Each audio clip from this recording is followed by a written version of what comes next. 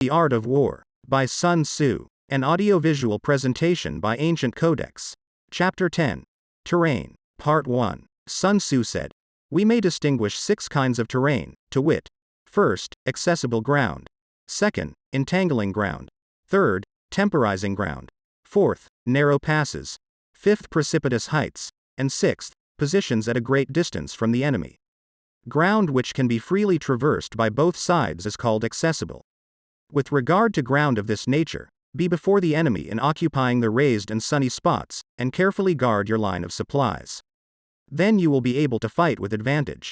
Ground which can be abandoned but is hard to reoccupy is called entangling.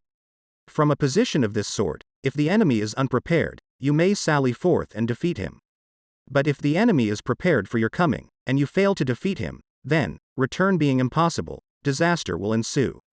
When the position is such that neither side will gain by making the first move, it is called temporizing ground. In a position of this sort, even though the enemy should offer us an attractive bait, it will be advisable not to stir forth, but rather to retreat, thus enticing the enemy in his turn. Then, when part of his army has come out, we may deliver our attack with advantage. With regard to narrow passes, if you can occupy them first, let them be strongly garrisoned and await the advent of the enemy. Should the army forestall you in occupying a pass, do not go after him if the pass is fully garrisoned, but only if it is weakly garrisoned.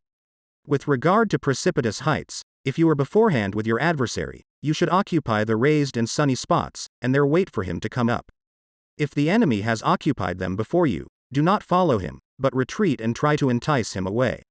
If you are situated at a great distance from the enemy, and the strength of the two armies is equal, it is not easy to provoke a battle, and fighting will be to your disadvantage. These 6 are the principles connected with earth. The general who has attained a responsible post must be careful to study them. This is the end of Chapter 10 Part 1. Thank you for listening, and do subscribe to our channel, Ancient Codex, to get free and unlimited access to ancient texts and stories. In the next part of Chapter 10 of The Art of War, we'll continue discussing terrain.